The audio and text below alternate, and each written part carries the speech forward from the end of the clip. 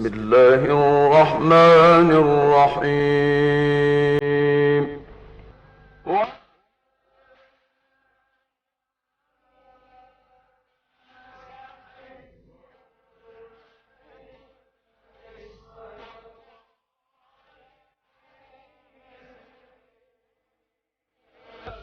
اعوذ باللہ من الشیطان اللعین الرجیم. بسم اللہ الرحمن الرحیم. وصلی اللہ علی محمد وآل بیتہ الطیبین الطاہرین المعصومین. ماہ مبارک رمضان، اعتکاف اور زکوٰۃ فطرہ کے مسائل کو بیان کرنے کے بعد ہم اپنے مومنین کی خدمت میں آج ایک نئے فقہی سلسلے کا آغاز کر رہے ہیں، اور وہ ہے حج و عمرہ کے مسائل. قبل اس کے کہ حج اور عمرہ کے مسائل کے اوپر گفتگو کا آغاز کیا جائے، اس نکتے کی طرف اپنے مومنین کی توجہات کو مبذول کرانا ضروری سمجھتا ہوں کہ تمام مراجع عظام نے اپنے رسائل عملیہ میں، جسے ہم توضیح المسائل کہتے ہیں اور عربی زبان میں منہاج الصالحین کہا جاتا ہے، اپنے رسائل عملیہ میں تقلید کے باب سے لے کر دیات اور میراث تک تمام مسائل کا تفصیلی ذکر کیا ہے. لیکن حج کی اہمیت کے پیش نظر حج کے مسائل کو اپنے رسالہ عملیہ میں ذکر نہیں کیا، بلکہ اس کی اہمیت کو اجاگر کرنے کے لیے اور ان کے مسائل کی دقت کو بیان کرنے کے لیے ہر مجتہد نے رسالہ عملیہ کے علاوہ ایک مستقل کتاب حج کے اوپر تشکیل دی ہے، جسے مناسک حج کا نام دیا جاتا ہے. ہم انشاءاللہ کوشش کریں گے کہ ان مسائل میں نہ فقط آیت اللہ العظمیٰ سید علی حسینی السیستانی کے مسائل کا تذکرہ کریں، بلکہ وہ مسائل کے جو حج میں اختلافی مسائل شمار ہوتے ہیں، چونکہ حج ان مسائل اور ان ابواب میں سے ایک فقہی باب شمار ہوتا ہے کہ جو قدم قدم پہ علماء کے اختلاف کا محور اور مرکز شمار ہوتا ہے. اس وجہ سے دیگر علماء کی آراء سے بھی اپنے مومنین کو مطلع کرنے کے لیے جہاں پہ اختلافی مسئلہ ہوگا وہاں پہ دیگر فقہاء کی فقہی نظر کو بھی ہم بیان کریں گے. لہٰذا جو مومنین حج و عمرہ کی خواہش رکھتے ہیں، دعا کرتے ہیں کہ خداوند عالم تمام مومنین کو حج اور عمرہ کی سعادت نصیب فرمائے. جو یہ خواہش اور نیت رکھتے ہیں انہیں چاہیے کہ حج اور عمرہ کے مسائل کو دقت کے ساتھ پڑھیں، چونکہ انتہائی پیچیدہ مسائل بھی ہیں اور قدم قدم پہ اختلاف بھی حج کے مسائل میں موجود ہے. جب انسان محرم ہو جاتا ہے، یعنی احرام باندھ لیتا ہے، چاہے اس کا احرام عمرہ مفردہ کا احرام ہو یا عمرہ تمتع کا احرام ہو یا حج تمتع کا احرام ہو، تو اس کے اوپر چند چیزیں حرام ہو جاتی ہیں. قبل اس کے کہ ہم عمرہ مفردہ یا حج تمتع یا عمرہ تمتع کے احکام کو بیان کریں، ایک محرم شخص کے اوپر لازم ہے کہ وہ ان 25 امور سے آگاہی اور آشنائی حاصل کرے، تاکہ محرم ہونے کے بعد حالت احرام میں وہ ان امور سے اجتناب کر سکے. علماء نے ان امور کی جو فہرست بیان کی ہے وہ تعداد کے اعتبار سے 25 امور بنتے ہیں کہ جو حالت احرام میں حاجی یا عمرہ کرنے والے کے اوپر حرام ہو جاتے ہیں. ہم ان 25 امور کو 3 قسموں کے اوپر تقسیم کر رہے ہیں. ان 25 امور میں 20 امور ایسے ہیں کہ جو مرد و زن کے اوپر مشترکہ طور پر حرام ہو جاتے ہیں. مرد کے اوپر بھی ان کا ارتکاب کرنا حرام ہوتا ہے حالت احرام میں، اور خاتون کے اوپر بھی ان امور کا ارتکاب کرنا حرام ہوتا ہے. کچھ ایسے امور ہیں کہ جو فقط حالت احرام میں مرد کے اوپر حرام ہوتے ہیں، اور تیسری قسم یہ ہوگی کہ کچھ ایسے امور ہیں کہ جو فقط حالت احرام میں عورت کے اوپر حرام ہوتے ہیں. لہٰذا ان تینوں قسم کے امور کے اوپر تفصیلی گفتگو کرنے کے لیے ہم انشاءاللہ تفصیلی گفتگو کریں گے، لیکن مناسب یہ سمجھتا ہوں کہ اجمالی طور پر ان 25 امور کو جو ہم نے 3 قسموں میں تقسیم کیا ہے، ایک اجمالی فہرست ان کی بیان کرنا ضروری سمجھتا ہوں، تاکہ مومنین کی خدمت میں ایک نقشہ اور خاکہ ان 25 امور کا بیٹھ جائے، اور پھر ہر امور میں سے جو ان 25 امور میں سے جو ابتدائی امور ہوں گے ان کے اوپر ہم گفتگو کریں گے۔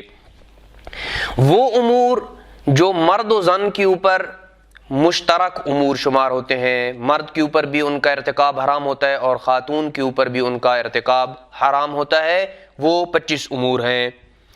حالت احرام میں شکار کرنا، ہر وہ حیوان کے جو فقط خشکی میں زندگی بسر کرتا ہے یا خشکی میں اور پانی دونوں میں زندگی بسر کرتا ہے، اس کا شکار کرنا حرام ہے۔ ہاں البتہ وہ حیوانات کے جو فقط پانی میں زندگی بسر کرتے ہیں جیسے مچھلی ہے، تو اس کا شکار کرنے میں کوئی حرج نہیں ہے۔ حالت احرام میں خاتون سے ہم بستری کرنا بھی حرام ہے۔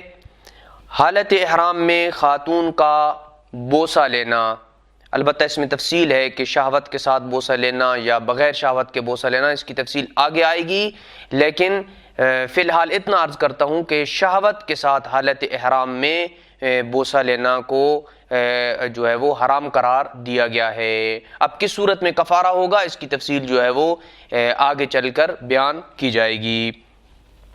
اپنی بیوی کو حالت احرام میں شہوت کے ساتھ چھونے سے بھی جو ہے وہ کفارہ واجب ہو جاتا ہے، اور یہ بھی حالت احرام میں مرد و زن دونوں کے اوپر حرام ہے۔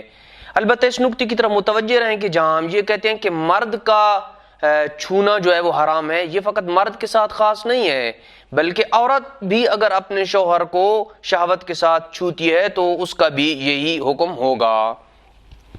مرد کا خاتون کی طرف شہوت کی نگاہ سے دیکھنا یہ بھی حرام ہے۔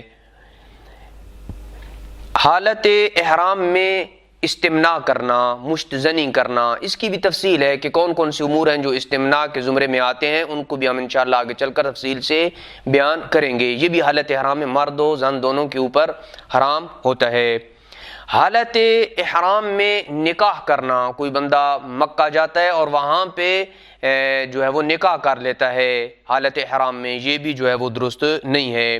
حالت احرام میں خوشبو کا استعمال کرنا یہ بھی حرام ہے۔ حالت احرام میں سرمے کا استعمال کرنا یہ بھی حرام شمار ہوتا ہے، البتہ اس کی بھی تفصیل ہے کہ کون سا سرما جو ہے وہ زینت کی نیت سے ہو، بغیر زینت کی نیت سے ہو، اس کی تفصیل آگے چل کے بیان کی جائے گی۔ حالت احرام میں زینت کی نیت سے، زیب و زینت کی نیت سے، سنگار کی بناؤ سنگار کی نیت سے آئینہ دیکھنا بھی جو ہے وہ حرام شمار ہوتا ہے۔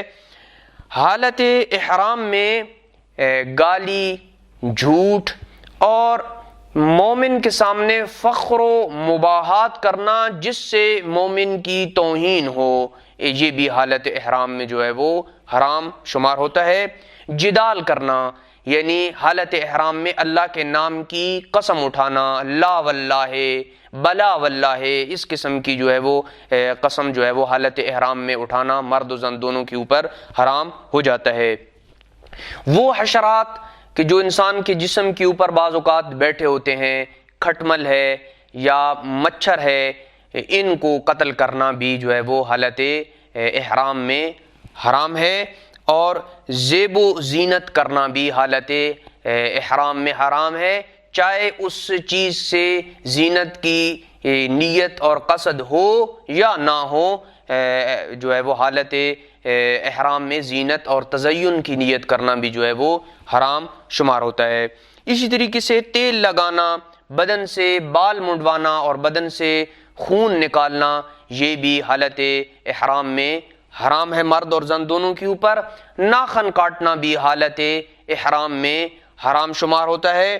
اور ایک قول کی بنیاد پر اساس پر اپنی داڑھ کا نکلوانا بھی جو ہے وہ حالت احرام میں حرام ہے۔ اور آخری وہ چیز جو مرد و زن دونوں کے اوپر حالت احرام میں حرام ہے وہ ہے اسلحہ اٹھانا۔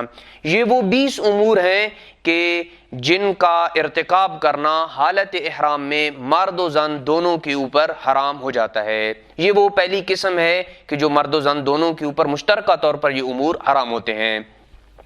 دوسری وہ قسم جن میں ایسے امور اور ایسے کام اس کے زمرے میں آتے ہیں کہ جن کا ارتکاب کرنا فقط مرد کے اوپر حرام ہوتا ہے، خواتین کا اس میں استثناء ہے، خواتین وہ امور انجام دے سکتی ہیں، وہ کوئی حرج نہیں ہے۔ وہ 4 امور ایسے بنتے ہیں کہ حالت احرام میں مرد کے لیے ان 4 امور کا اور کاموں کا استعمال کرنا حرام ہے۔ سلے ہوئے کپڑے پہننا حالت احرام میں یہ مرد کے اوپر حرام ہے۔ اس کے ساتھ ملتی جلتی جو سلی ہوئی چیزیں ہوں گی وہ ان کا تذکرہ انشاءاللہ تفصیل میں آئے گا۔ مردوں کے لیے جراب سے یا کسی اور چیز سے اپنے پاؤں کے اوپر والے پورے حصے کو ڈھانپ دینا یہ بھی حالت احرام میں مرد کے لیے حرام ہے۔ چاہے وہ جراب سے ڈھانپے، چاہے وہ جوتا پہن لے، جس چیز سے اس کے پاؤں کا پورا حصہ ڈھانپا جائے اور ڈھک جائے تو یہ بھی حرام شمار ہوتا ہے۔ مردوں کا سر ڈھانپنا بھی حالت احرام میں حرام شمار ہوتا ہے۔ اور چوتھی اور آخری چیز، مردوں کے لیے متحرک سائے کا استعمال کرنا یہ بھی حرام ہے، اور یہ ایک انتہائی بنیادی اور اختلافی اور اساسی مسئلہ ہے، اور اس کے اوپر ہم انشاءاللہ تفصیل سے ڈسکس کریں گے۔ یہ وہ 4 امور ہیں کہ جو فقط حالت احرام میں مرد کے اوپر حرام ہوتے ہیں۔ اور تیسری وہ قسم کہ جو جس میں ایک امر اور ایک کام ایسا ہے کہ جو فقط خواتین کے اوپر حرام ہے، اور وہ ہے خواتین کا اپنا چہرہ ڈھانپنا حالت احرام میں یہ حرام ہے۔ اس کی بھی تفصیل ہے، کچھ استثناءات موجود ہیں کہ کس طرح وہ اپنا چہرہ ڈھانپے تو حالت احرام میں وہ اس کے لیے جائز ہوگا، لیکن عمومی طور پر حالت احرام میں خاتون کا اپنا چہرہ ڈھانپنا حرام ہے۔ یہ وہ 25 کام ہیں کہ جب انسان محرم ہو جاتا ہے تو اس کے اوپر ان 25 کاموں سے اجتناب کرنا واجب ہو جاتا ہے، اور جب تک وہ احرام سے پراپر طریقے سے نہیں نکلتا اس وقت تک یہ امور جو ہے وہ اس کے اوپر حرام رہیں گے، اور ان سے اجتناب کرنا اس کے لیے ضروری ہوگا۔ ان تمام امور کی تفصیل آئندہ آنے والے مسائل میں بیان کی جائے گی۔ وصلی اللہ علی محمد وآل بیتہ الطیبین الطاہرین المعصومین۔